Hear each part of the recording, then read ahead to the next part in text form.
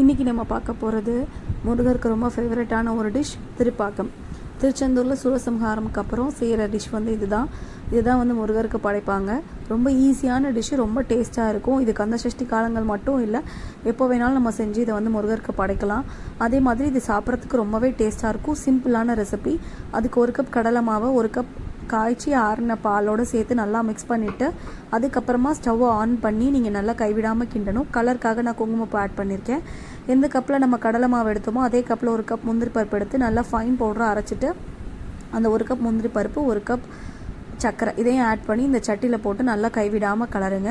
அப்பப்போ என்ன பண்ணணும் அப்படின்னா கொஞ்சமாக நம்ம வந்து நெய் சேர்த்து இதை வந்து நல்லா கைவிடாமல் மிக்ஸ் பண்ணிகிட்டே இருக்கணும். எல்லாமே இங்கே வந்து ஈக்குவல் ரேஷியோ. 1 கப் கடலை மாவு 1 கப் முந்திரி பருப்பு 1 கப் சர்க்கரை 1 கப் நெய், இதுதான் இதோட ரேஷியோவே. எந்த ஐட்டம் எடுத்தாலும் அது வந்து 1 கப் நம்ம எடுத்துக்கிறோம். இங்கே நம்ம ஆட் பண்ணியிருக்க குங்குமப்பூ வந்து கம்ப்ளீட்லி ஆப்ஷனல். தேவைப்பட்ட ஆட் பண்ணிக்கலாம், இல்லைனா ஸ்கிப் பண்ணிக்கலாம். கண்டிப்பாக எல்லாருமே ட்ரை பண்ணி பாருங்கள். இந்த சூப்பர் டேஸ்டியான திருப்பாக்கம் ட்ரை பண்ணிவிட்டு எப்படி இருக்குன்னு கமெண்ட் செக்ஷனில் ஷேர் பண்ணுங்கள். தேங்க்யூ.